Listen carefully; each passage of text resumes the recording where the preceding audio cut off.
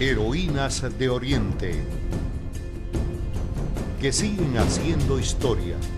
Venezuela, cuna de mujeres valientes, rebeldes y emprendedoras. Se dice que detrás de un gran hombre siempre hay una gran mujer. No siempre es así. Muchas veces no es detrás, sino al lado o incluso delante del hombre, donde va la mujer al momento de emprender grandes aventuras o liderar trascendentales procesos. El papel de la mujer, eso es un momento importante, dar a conocer los valores que representaron todas esas heroínas. Fueron muchas las heroínas. Lo que pasa es que eso no quedó escrito.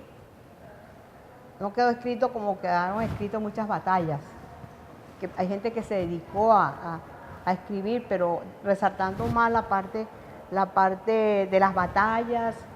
Pero ese trabajo de las heroínas, que era un trabajo silencioso, porque ¿quiénes eran los que atendían a los enfermos? ¿Quiénes eran quienes hacían la comida a los integrados en los ejércitos? Eran las mujeres. Y eran las mujeres que se quedaban en el hogar cuidando a los hijos mientras iban los hombres a la batalla. Y muchas mujeres acompañaron a esas tropas, decían troperas. Entonces, sí, tiene un gran valor. La gesta independentista de los pueblos americanos está repleta de estos ejemplos. Manuela Sáenz, Luisa Cáceres de Arizmendi, Juana Ramírez la Avanzadora, por solo mencionar unas pocas entre miles de heroínas de nuestras luchas libertarias. En el pasado igualito, la mujer luchó por tratar de generar en aquel momento libertad, porque éramos un pueblo que estaba sometido, sojuzgado, ¿verdad? Y necesitaba, el trabajo de la mujer era diferente al de ahorita. Su acción fue muy diferente a la de ahorita. Allí se peleó no solamente con las manos, con las armas, con el corazón, con la mente. Tal es el caso de Concepción Mariño, hermana del prócer Santiago Mariño, al lado de quien estuvo siempre para apoyar la revolución en labores organizativas de inteligencia, de búsqueda y traslado de armas y pertrechos, arriesgando su libertad y su vida por el ideal republicano. Una mujer luchadora social que fue capaz de desprenderse de sus bienes materiales, que promovió la invasión a Oriente, lo que llamamos del islote de Chacachacare, que promovió en su hermano Santiago Mariño la lucha por defender la patria. Esa fue la mujer que empujó al hombre. Ella siempre era bajo la sombra de su hermano, ayudando a su hermano Santiago Mariño. Ella colaboró muchísimo, ella puso embarcaciones, puso parte de su dinero, de sus bienes personales para costear esa expedición no solamente esa, sino tantas otras expediciones que su hermano pues participó, que ella le ayudó con parte de su pecunio, Pero esa es la participación de ella. Si Santiago fue honrado con el título de Libertador del Oriente venezolano, a ella se la distinguió como la magnánima señora, pues su visión del proceso libertario era de profundo sentido social, al punto de ser una de las primeras personas que abogó por la libertad de los esclavos. Por eso es que decimos que Santiago Mariño fue el héroe, su hermano fue el héroe, pero quien promovió ese accionar fue la mujer, la hermana, Concepción Mariño. Santiago y Concepción eran hijos de don Santiago Mariño de Acuña, gallego, y Atanasia Clarice Fitzgerald de Coleman, descendiente de irlandeses. Contrajo matrimonio muy joven con José María Sanda. De esta unión nacieron 5 hijos. la familia tenía importantes posesiones en lo que hoy es el estado Sucre, la isla de Margarita y el islote Chacachacare en jurisdicción de la isla de Trinidad. La Concepción Mariño, ella nació en el Valle, con una casa muy hermosa, una réplica que hicieron de la casa muy hermosa que estaba frente a la explanada de la iglesia de la Virgen del Valle. Hay un museo allí. Pero pues por cosas de comercio, porque sus padres eran comerciantes, se trasladaron a Trinidad, donde tenían unas posesiones, y allá tenían unas posesiones en Chacachacare, un islote que estaba frente a Trinidad. Allí pues ella ayudó a su hermano Santiago Mariño, junto con otros patriotas, trataron de invadir a Venezuela, pues cuya expedición fracasó. Ella es signante del acta exacta de Chacachacare que se hizo allí cuando su hermano junto con 39 personas más trataron de invadir a Venezuela. Como dote recibió la hacienda de Chacachacare, lugar donde, gracias a su compromiso con el proceso revolucionario, fue escrita una de las páginas más gloriosas de nuestra gesta independentista, el Acta de Chacachacare, que fue el paso inicial para la liberación del oriente venezolano, luego de la caída de la Primera República. Preservar la historia de Venezuela. Debemos desempolvar esos conocimientos que están allí, desempolvar los documentos, hurgar en nuestra realidad, en nuestra historia patria, cada uno de los movimientos de las mujeres para liberar a cada una de las provincias de Venezuela y, por supuesto, a todo el país.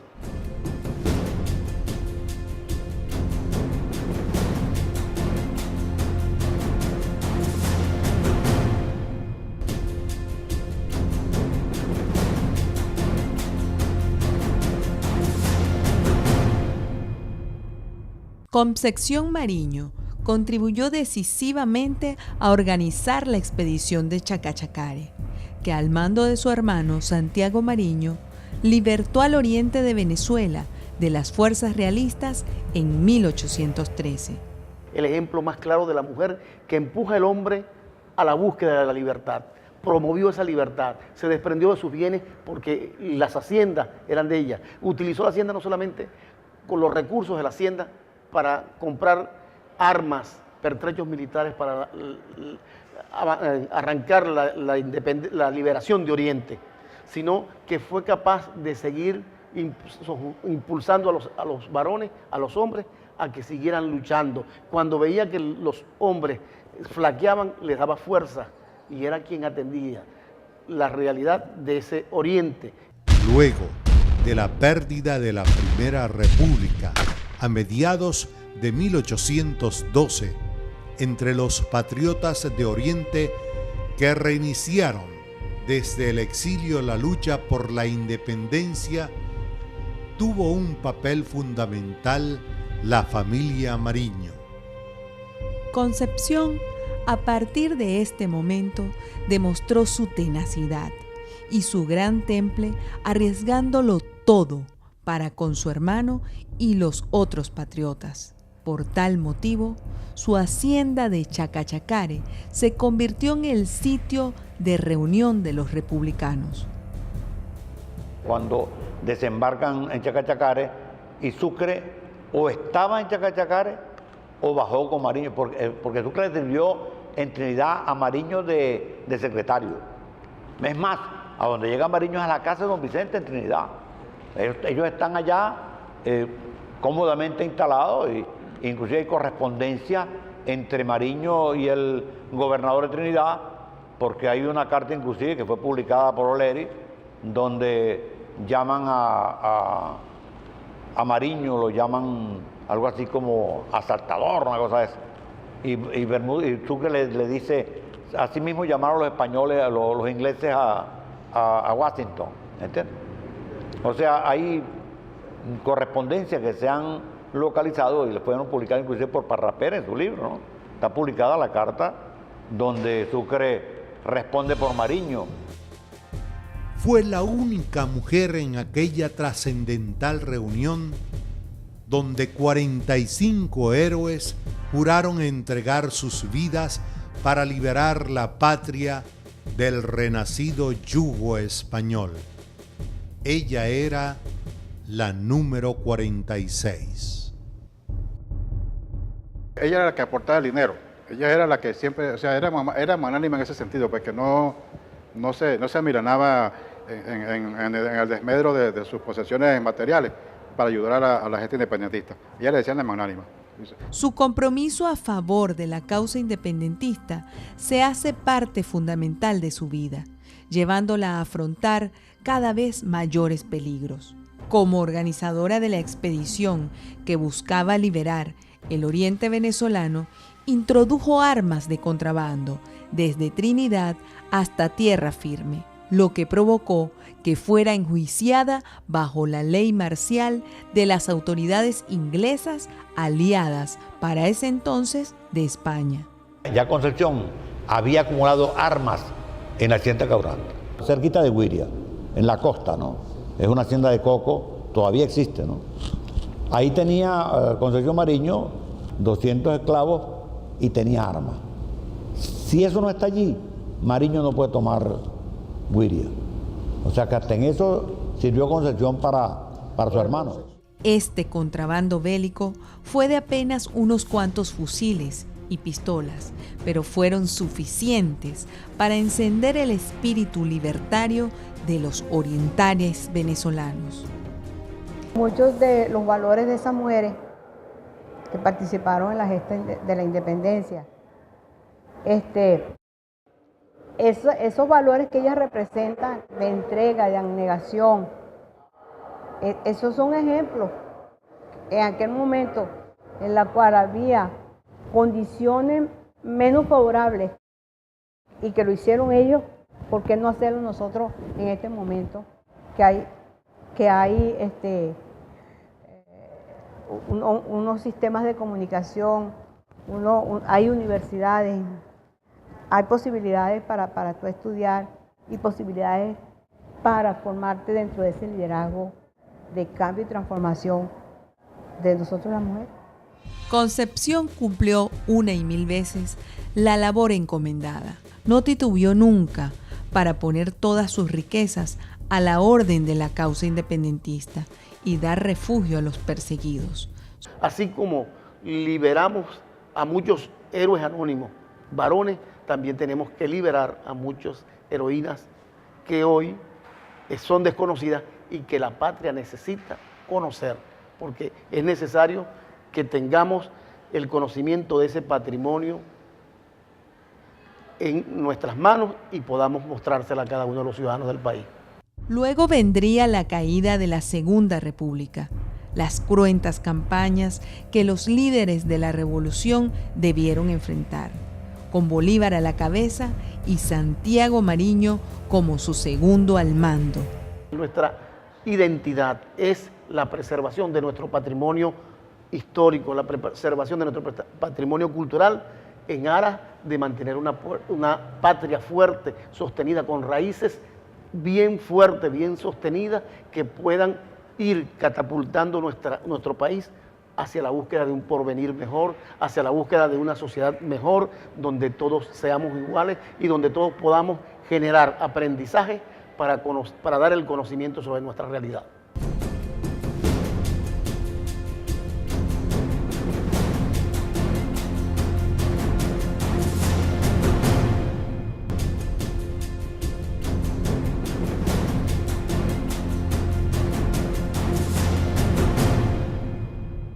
Aunque no se tienen registros de sus actuaciones durante varios años, Concepción continuó trabajando sin descanso por el ideal libertario, lo que se evidencia en 1821 cuando fue encontrada contrabandeando armas en los botes de su propiedad. Las armas las traía desde Jamaica por órdenes de su hermano Santiago, jefe del Estado Mayor del Ejército Libertador. para consolidar la independencia de su país. Ellas serían de importancia fundamental en la decisiva batalla de Carabobo el 24 de junio de ese glorioso año. Preservar la memoria histórica de la ciudadanía.